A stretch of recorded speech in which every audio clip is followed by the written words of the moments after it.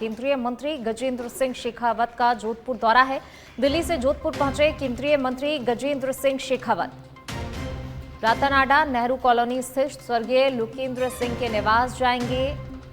शेखावत जोधपुर में एक दर्दनाक हादसे में स्कूली छात्र लोकेंद्र सिंह की मौत हो गई थी। तो जोधपुर के दौरे पर हैं केंद्रीय मंत्री गजेंद्र सिंह शेखावत। देखिए, दिल्ली से जोधपुर पहुंचे हैं, जहां जोधपुर पहुंचने पर उनका समर्थकों ने, कार्यकर्ताओं ने भव्य स्वागत किया। देखिए, वंदे भारत एक्सप्रेस जोधपुर और दिल्ली के बीच में प्रारंभ हो और उसकी डिमांड केवल जोधपुर दिल्ली के लिए नहीं, जोधपुर जयपुर के लिए भी एक बेटर और फास्ट कनेक्टिविटी हो, ये सभी जोधपुर और आसपास के क्षेत्र के लोगों की डिमांड थी। मैं धन्यवाद करना चाहता हूँ माननीय प्रधानमंत्री जी का और माननीय रेल मंत्री जी का कि उन्होंने मेरे आग्रह को, जोधपुर वासियों की इस पुकार को, आवाज़ को स्वीकार किया। जोधपुर के सभी जनप्रतिनिधि इस बात की अपेक्षा करते थे कि जोधपुर जयपुर के बीच में ये कनेक्टिविटी बढ़े और जोधपुर दिल्ली के बीच में भी दिन के समय में कोई ऐसी फास्ट ट्रेन हो। मुझे लगता है जिस तरह से रेलवे इंफ्रास्ट्रक्चर को अपग्रेड करने का काम माननीय प्रधानमंत्री जी के नेतृत्व में हो रहा है, जोधपुर अहमदाबाद से पहले जुड़ा था, अब जयपुर और दिल्ली दोनों से भी जुड़ा। चलिए बढ़ेंगे आगे। बात अगली खबर की। सीकर के अजीतगढ़ से खबर आपको बता रहे हैं, शराब फैक्ट्रियों के अपशिष्ट की दुर्गंध से जीना दूभर हो गया है। खेतों में अपशिष्ट को सुखाने का कार्य किया जा रहा है। अपशिष्ट से मच्छर मक्खियों का प्रकोप हुआ है। 2 दिन पूर्व ग्रामीणों ने जमकर विरोध प्रदर्शन भी किया था। पुलिस प्रशासन को ज्ञापन देकर रोकने की मांग की गई थी इन ग्रामीणों की तरफ से। इसके बावजूद भी 3 ट्रकों में भरकर फिर आया अपशिष्ट। लोगों ने ट्रकों को पकड़कर पुलिस को सूचना दी है। पुलिस की मौजूदगी में अपशिष्ट से भरे ट्रकों को चालक ले गए। लोगों में घटना को लेकर आक्रोश व्याप्त है। अजीतगढ़ के गड़तकनेत की घटना है।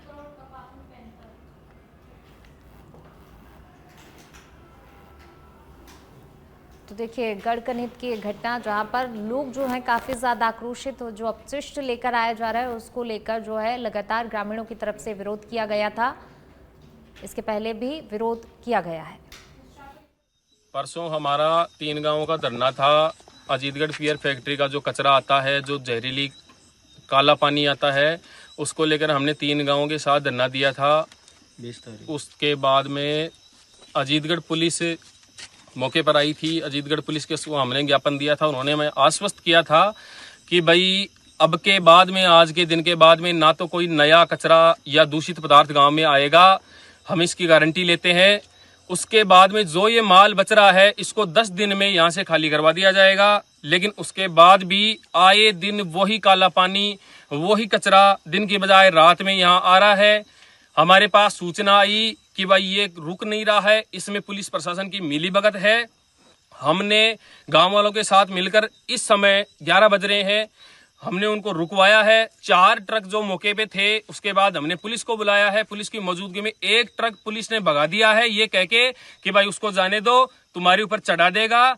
श्री कृष्ण जी जो अपने हेड कांस्टेबल है अजीतगढ़ पुलिस थाने के, उनके साथ जो 3 कांस्टेबल आए थे, उन्होंने गांव वालों को धमकाया है और ये कहा है कि भाई हम इनको यहाँ से ले जा रहे हैं। मैंने उनसे 1000 बार रिक्वेस्ट की कि साहब हमें आप ले जाओ, भले कोई दिक्कत नहीं, हमारे बीच में समझौता हुआ है, उस समझौते का आप बिल्कुल भी पालन नहीं कर रहे हो। और अब खबर खैरथल से है, जहां जिला बचाव संघर्ष समिति की ओर से जिला मुख्यालय को अन्यत्र ले जाने के विरोध में नई अनाज मंडी पार्क में धरना प्रदर्शन की शुरुआत हो गई है। जिला प्रशासन के तहत अनुमति मिलने के बाद ये धरना विधिवत प्रारंभ हुआ। धरना स्थल पर किशनगढ़वास विधायक दीपचंद खैरिया ने झंडारोहण कर कार्यक्रम का शुभारंभ किया। इसके बाद राष्ट्रगान किया गया और धरने की शुरुआत की गई। इस विरोध प्रदर्शन में शहर के व्यापारी, सामाजिक कार्यकर्ता और आमजन बड़ी संख्या में शामिल हुए। खैरथल से खबर आपको बता रहे हैं। देखिए, जिला मुख्यालय को यथावत रखने की मांग को लेकर धरना प्रदर्शन किया जा रहा है। चलिए बढ़ेंगे आगे बात अगली खबर की। लोक देवता बाबा रामदेव के भादवा मेले का विधिवत शुभारंभ 25 अगस्त से हो रहा है, लेकिन उससे पहले ही रामदेवरा में आस्था का जनसैलाब उमड़ पड़ा है। बाबा के जन्मोत्सव के अवसर पर समाधि दर्शन की अभिलाषा लिए लाखों श्रद्धालु लगातार पहुंच रहे हैं, जिससे धार्मिक नगरी रामदेवरा एक महानगरी का रूप धारण करती नजर आ रही है। पिछले 15 दिनों से प्रतिदिन 2.5 से 3 लाख लोग बाबा की समाधि के दर्शन करने पहुंच रहे हैं। तो वहीं बढ़ती भीड़ को देखते हुए प्रशासन भी अलर्ट मोड पर है। बाबा रामदेव की समाधि समिति ने श्रद्धालुओं की सुविधा हेतु समाधि स्थल को 23 घंटे तक खुला रखने का निर्णय भी लिया है। भीड़ नियंत्रण, पेयजल, स्वास्थ्य सुविधा और साफ सफाई की भी विशेष व्यवस्था की गई है।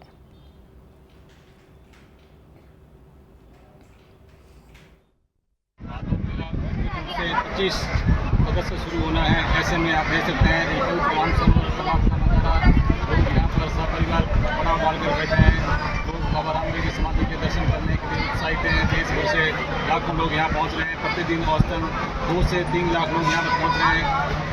पीछे राम सरोवर तालाब है, राम सरोवर तालाब में लोग नहाते हैं। नहाने के बाद बाबा की समाधि के दर्शन करते हैं। यहाँ पे दाल बाटी पूजा प्रसादी बनाकर सब परिवार ग्रहण करते हैं। ऐसे में छोटा सा कस्बा इन दिनों महानगरी का रूप धारण किए हुए रामसर तालाब में बोटिंग का भी नज़ारा देखने को मिलता है। लोग परिवार के साथ यहाँ पे बोटिंग करके दिखाई दे रहे हैं। ऐसे में जीवित का पश्चिमी राजस्थान का महाकुंभ अपने पूरे परिवार पर देखने को मिल रहा है। सच कहने के लिए आप और अब खबर दौसा के महवा से है, जहां श्री श्याम सेवा परिवार समिति महवा के तत्वाधान में 6वीं बस यात्रा 60 श्रद्धालुओं के दल के साथ खाटू बाबा के जयकारों के बीच हर्षोल्लास के साथ रवाना हुई। इस दौरान भक्तों ने पुष्प वर्षा कर यात्रा का स्वागत किया। समिति अध्यक्ष संतोष शर्मा ने बताया, हर माह खाटू श्याम जी के दर्शन के लिए ये बस यात्रा रवाना होती है, जो मेहंदीपुर बालाजी, दौसा, सैथल, रिंगस होते हुए खाटू श्याम धाम पहुंचती है। तो वहीं खाटू धाम पहुंचकर बाबा श्याम का कीर्तन किया जाएगा और भोग अर्पित कर सभी श्रद्धालु बाबा के दर्शन का लाभ उठाएंगे। चलिए बढ़ेंगे आगे। भरतपुर विश्व प्रसिद्ध केवलादेव घना राष्ट्रीय उद्यान एक बार फिर से चर्चा में है। इस बार वजह बनी है एक अत्यंत दुर्लभ पक्षी स्लेटी ब्रेस्टेड रेल की उपस्थिति, जिसे यहाँ पहली बार कैमरे में दर्ज किया गया है। ये पक्षी अब तक मुख्य रूप से पश्चिमी घाटों और दलदली इलाकों में ही देखा जाता था, लेकिन अब भरतपुर के केवलादेव से ग्रासलैंड क्षेत्र में इसे एक वाइल्ड लाइफ फोटोग्राफर ने अपने कैमरे में कैद किया है। उद्यान निदेशक मानस सिंह ने बताया कि पक्षी आमतौर पर झाड़ियों और दलदली घास के मैदानों में रहना पसंद करता है और अक्सर जमीन पर ही सक्रिय नजर आता है।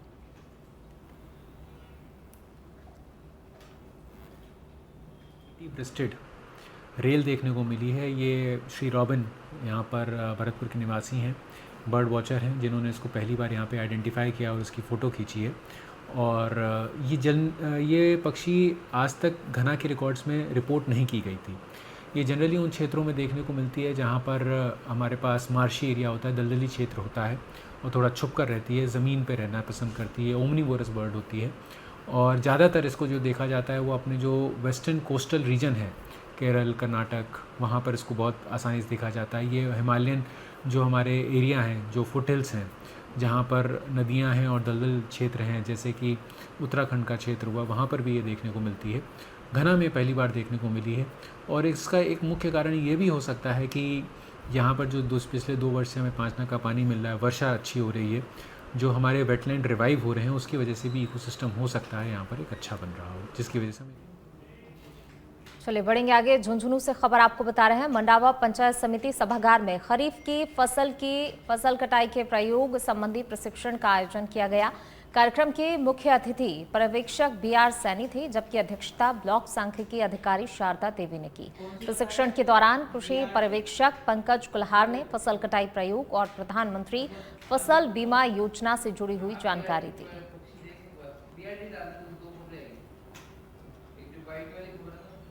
आज रबी खरीफ 2025 के फसल कटाई प्रयोग के संबंध में कृषि विभाग और राजस्व विभाग के कर्मचारियों को प्रशिक्षण दिया गया, जो 1 दिन में ही पूरा किया गया। इस फसल कटाई प्रयोगों का महत्व प्रधानमंत्री फसल बीमा योजना के लिए है। इसमें जितनी उपज और जो आंकड़े आएंगे उनके आधार पर ही बीमा क्लेम का निर्धारण होता है। ये सभी प्रयोग ऑनलाइन व ऑफलाइन दोनों तरह से संपादित किए जाएंगे। आज रबी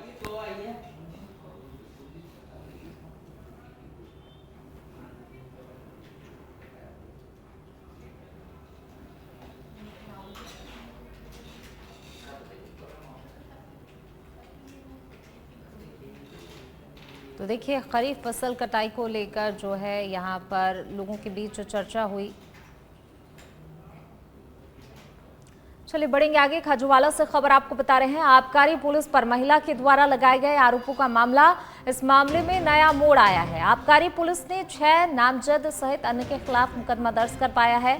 आबकारी पुलिस गाड़ी पर पथराव करने और मारपीट करने के आरोप लगाए गए हैं। आबकारी ने रिपोर्ट में बताया कि जान बचाकर दल भागा है। अवैध शराब बेचने वालों के खिलाफ कार्रवाई के लिए पहुंचे थे चौधा बीडी गांव। एक दिन पहले महिला ने खाजूवाला पुलिस थाने में छेड़छाड़ का मुकदमा दर्ज करवाया था, अभद्रता का प्रतिवाद दायर करवाया था। 20 अगस्त की ये पूरी घटना बताई जा रही है। खाजूवाला के चौथा बीडी गांव का ये पूरा मामला बताया जा रहा है।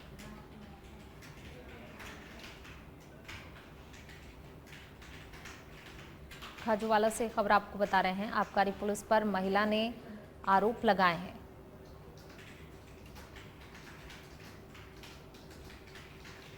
छह नामजद सहित अन्य के खिलाफ मुकदमा दर्ज करवाया गया है।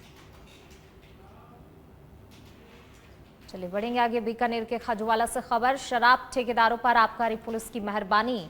देर रात तक ग्रामीण क्षेत्र में धड़ल्ले से बिकती है शराब। ठेकेदार 8 बजे के बाद भी शराब बेचने आते हैं नजर। आबकारी पुलिस के अधिकारी इस तरफ कोई ध्यान नहीं दे रहे हैं। वहीं जिम्मेदार अधिकारी जो है जवाब देने से कतराते भी नजर आए हैं।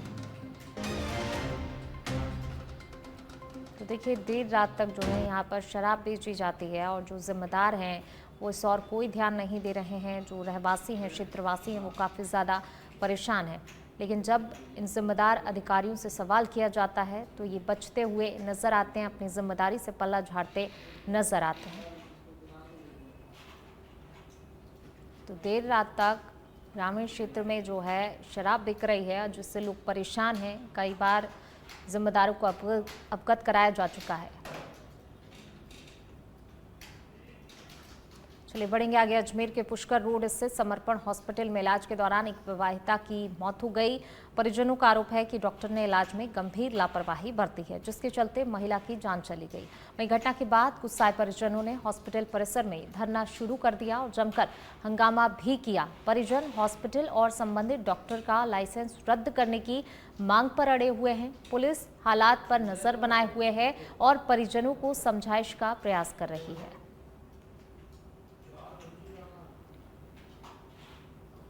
समर्पण हॉस्पिटल में विवाहिता की मौत हो गई, जिसके बाद परिजन आक्रोशित हो गए। परिजनों की तरफ से जो है प्रदर्शन किया गया और देखिए ये तस्वीरें झड़प भी हुई। यहाँ पर पुलिस प्रशासन भी मौजूद है बीच बचाव करता हुआ।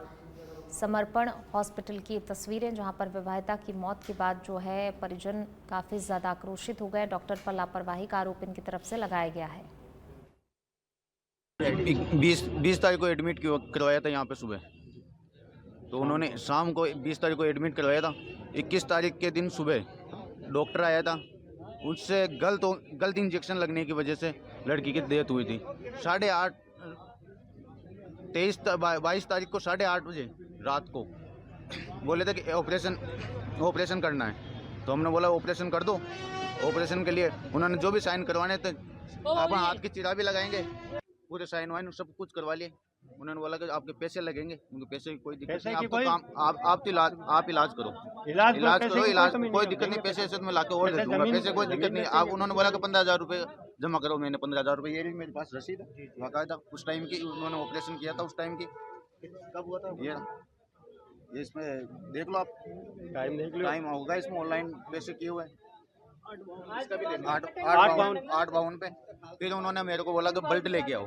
मैं जाके उसी टाइम ब्लड लेके आया। समाज में है जो समाज में मेरी एक ही मांग है, डॉक्टरों का लाइसेंस दो और 50 लाख का मुआवजा बच्ची के नाम। मैं डोनेट करने के लिए तैयार हूँ।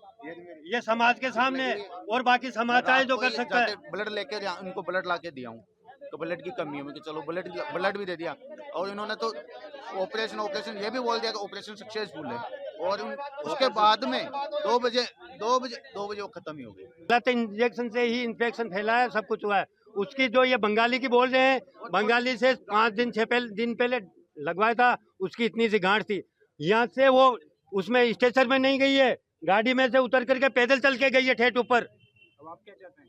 मैं चाहता हूँ डॉक्टरों का लाइसेंस दो और बच्ची के नाम 50 लाख का मुआवजा हो, और बाकी मेरे समाज के लोग कहेंगे वो मैं मान लूँगा।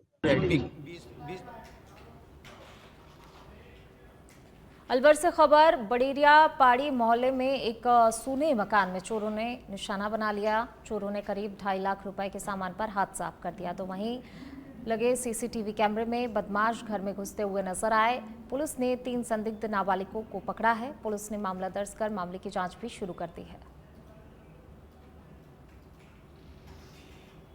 घर करीबन 1 अक्टूबर के महीने से बंद पड़ा हुआ है। हम यहाँ से शिफ्ट हो गए टावर कॉलोनी में। हम यहाँ पे हर 8-10 दिन में एक बार आते जाते हैं, मम्मी पापा जी। अभी 10 दिन पहले के आसपास आए थे। अब आज शाम को करीबन 6-7 बजे के आसपास पता लगा कि यहाँ पे कुछ ना कुछ हुआ है पड़ोस वाले घर के अंदर। तो मैंने मेरे मम्मी पापा जी को फ़ोन करके यहाँ भेज दिया। तो पता लगा यहाँ पे पूरे घर के अंदर पूरा बक्सा उसका सामान गायब हुआ, पूरे घर की वायरिंग काट दी। मेरे कमरे की एक अलमारी थी, वो अलमारी के अंदर सामान भरा हुआ था, कपड़े वगैरह रखे हुए थे, वो सारे गायब हो गए। बक्सा खाली हो गया। पानी की मोटर थी 2 रोक्सी, उनको ले जाने की पूरी तैयारी थी। इन्वर्टर के वायर वगैरह सारे काट दिए, पूरी लाइन बिजली के तार काट दिए। अच्छा। 2 लड़के मौके पर पकड़े गए। उन 2 लड़कों ने 4 जनों के नाम लिए हैं। एक लड़के ने मुखबरी करी है। ऐसे करके 3 लड़कों को पुलिस अभी लेके गई है। कहाँ से आए थे? ऊपर से आए थे? कहाँ से? छत पे से, गली में से चढ़े हैं। छत का जाल तोड़ा है उन्होंने, जाल तोड़ के नीचे कूदे हैं। अच्छा। लगभग कितने की चोरी है? लगभग 2 से 2.5 लाख रुपए की। अच्छा। क्या क्या सामान गया? कीमती कपड़े थे, अलमारी में कुछ सामान रखा हुआ था वो है, बिजली के कुछ सामान था वो है, पीतल के बर्तन सारे गायब हुए, स्टील के बर्तन थे वो गायब हुए। अच्छा। ऐसे करके सामान गायब हुआ है। पुलिस आ गई है ना? हाँ, पुलिस आ गई।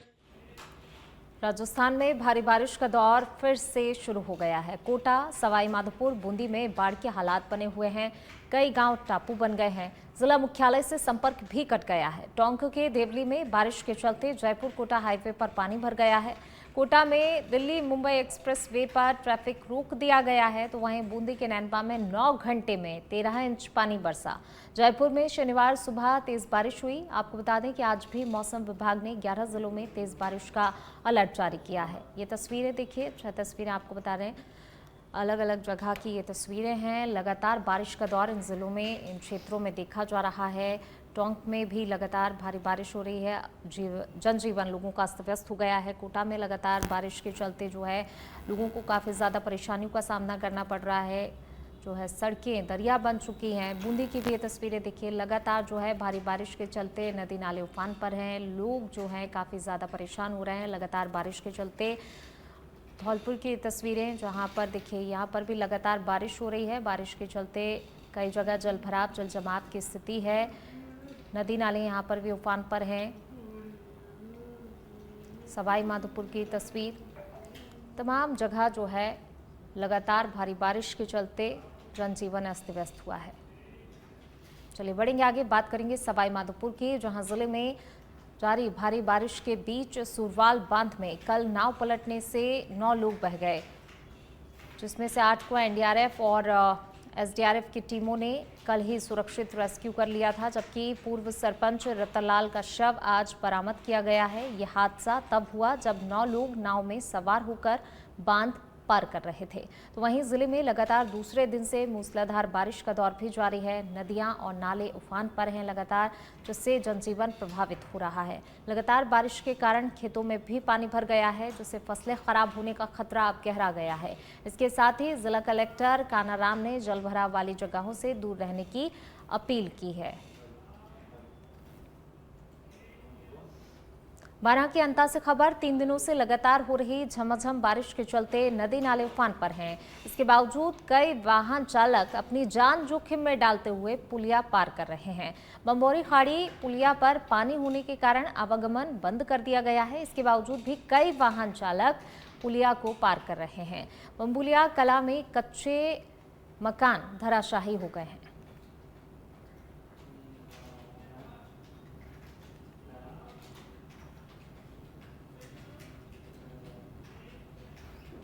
चलिए बढ़ेंगे आगे। कहते हैं आस्था में बड़ी शक्ति होती है। बाबा रामदेव के प्रति अगर दिल में सच्ची आस्था और मन में सेवा भाव का जुनून हो तो कोई भी काम बाबा आसान बना देते हैं। ऐसी ही आस्था और सेवा भाव का नज़ारा झलोड़ा हिमावास में रहने वाले बाबा के भक्त अमर राम सुथार नामक एक भक्त अपने पूरे परिवार के साथ हर साल लगने वाले बाबा रामदेवरा में पिछले 31 साल से श्री बाबा रामदेव सेवा संस्थान झलोड़ा हिमावास के माध्यम से निशुल्क भंडारे के साथ भक्तों के लिए दवा खान पेन की व्यवस्था कर रहे हैं। उनकी बाबा के प्रति गहरी आस्था है। बाबा उनकी हर मन्नत को पूरी करते हैं, इसलिए बाबा के भक्तों की सेवा में हमारा पूरा परिवार 31 साल से लगा हुआ है। राम साहब की रकीज़ ये रसोड़ा 31 साल से चल रहा है और बाबा की कृपा है। और मेरे पिताजी और दादाजी ने स्टार्ट किया तो और हम अभी उनके जो गुण हैं और उनके आदर और उनके अनुसार हम चल रहे हैं और आगे भी रसोड़ा हम चालू रखेंगे। और गुजरात से आने वाले यात्री और बाड़मेर और करीबन 8-10 स्टेट से आने वाले उनकी सेवा में मेडिकल है और खाने पीने में दाल पूड़ी हलवा और 24 घंटा हम सेवा देते हैं। ये सेवा 31 साल से चल रही है। राम साहब की रकीज़। चलिए बढ़ेंगे आगे। बात झालावाड़ की, जहां जिले की अकलेरा पंचायत समिति के अंतर्गत आने वाले रामपुरिया खुर्द गांव में आज भी बुनियादी सुविधाएं नहीं हैं। जी हां, यहां 80 वर्षीय बुजुर्ग महिला के अंतिम संस्कार के लिए परिजनों को कीचड़ और पानी भरे कच्चे रास्ते से होकर शमशान तक जाना पड़ा। गांव के निवासियों ने बताया कि गांव में लगभग 20 से 25 परिवार रहते हैं। ग्राम पंचायत मुख्यालय बोरबंद से रामपुरिया खुर्द तक पहुंचने के लिए गड्ढे भरे रास्तों से गुजरना होता है। ग्रामीणों का कहना है कि नेता केवल चुनाव के समय ही आश्वासन देकर चले जाते हैं। आज़ादी के 79 साल बाद भी ग्राम पंचायत बोरबंद पक्का शमशान घाट का निर्माण नहीं हो पाया है। तो तस्वीरें देखिए, एक्सक्लूसिव तस्वीरें सच पे धड़क पर। यहाँ पर अंतिम संस्कार के लिए भी लोगों को जो है जद्दोजहद करनी पड़ती है, काफ़ी ज़्यादा परेशान। देखिए, आज़ादी के इतने सालों बाद भी ये जो ग्रामीण हैं बुनियादी सुविधाओं से वंचित हैं, इन्हें सड़क तक नसीब नहीं हुई है।